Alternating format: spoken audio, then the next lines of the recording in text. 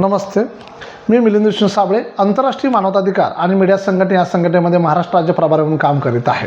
गेले कित्येक दिवस झाले आमच्या संघटनेच्या वतीनं मागासवर्गीय निधीचा गैरवापर सांगली मिरज कुपवाड महानगरपालिकेच्या वतीने करण्यात आलेला आहे. यासाठी आवाज उठवला होता.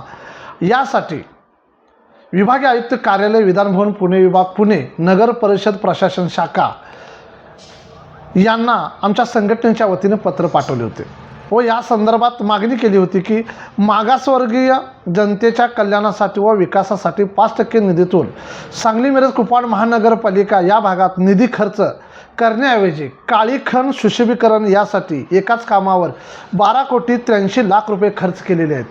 ते बेकायदेशीरपणे खर्च केलेले आहेत. मागासवर्गीय निधीचा वापर चुकीच्या ठिकाणी केलेला असा आरोप आमच्या संघटनेच्या वतीने करण्यात आला होता आणि त्या संदर्भात आम्ही पत्रव्यवहार केला होता. यामध्ये मागासवर्गीय निधीचा गैरवापर करणारे सांगली मिरज कुपवाड महानगरपालिकेचे आयुक्त सत्यम गांधी व शहर अभियंता पृथ्वीराज चव्हाण यांच्या विरोधात आम्ही आवाज उठवलेला आहे.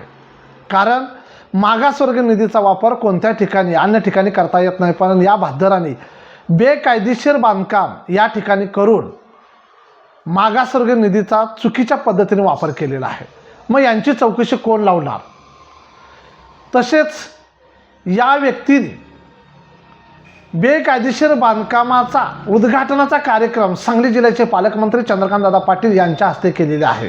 हे देखील बेकायदेशीर आहे.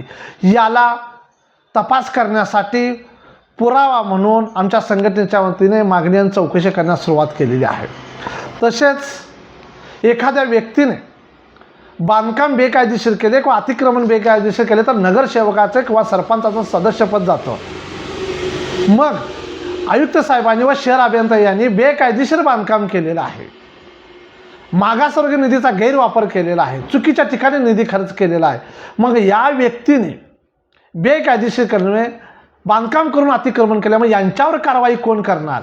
या संदर्भात आज आमच्या संघटनेच्या वतीने महाराष्ट्र राज्याचे प्रधान सचिव व महाराष्ट्र राज्याचे मुख्यमंत्री यांना पत्रव्यवहार करण्यात आलेला आहे आणि यांना मागणी केलेली आहे की आम्हाला आयुक्त व शहर अभियंता यांच्यावर फौजदारी कारवाई करण्यासाठी व मागणी करण्यासाठी परवानगी द्यावी, अशी निवेदना स्वरूपात आज तक्रार दाखल करत आहोत. त्याचबरोबर या आयुक्तांच्या वरिष्ठ व खात्याने आम्हाला 16/12/2025 आमच्या निवेदनाची दखल घेऊन पत्रव्यवहार केलेला आणि आम्हाला उत्तर पाठवलेलं आहे की या संदर्भात आयुक्त यांनी सदर संघटनेने जे निवेदन टाकलेलं आहे, मिलिंद विष्णू साबळे महाराष्ट्र राज्य प्रभारी यांनी मागणी केलेली आहे, त्या पत्राचे उत्तर द्यावे असे जवळजवळ 16/12/2025 पत्रव्यवहार केलेला आहे. आज 2026 मला 3रा महिना चालू आहे, तरी देखील हे आपले सांगलीचे महापालिका आयुक्त व शहर अभियंता या पत्राचे उत्तर अजून देत नाहीत. एवढा निष्काळजीपणा या व्यक्तीने करत आहेत असा दिसत आहे.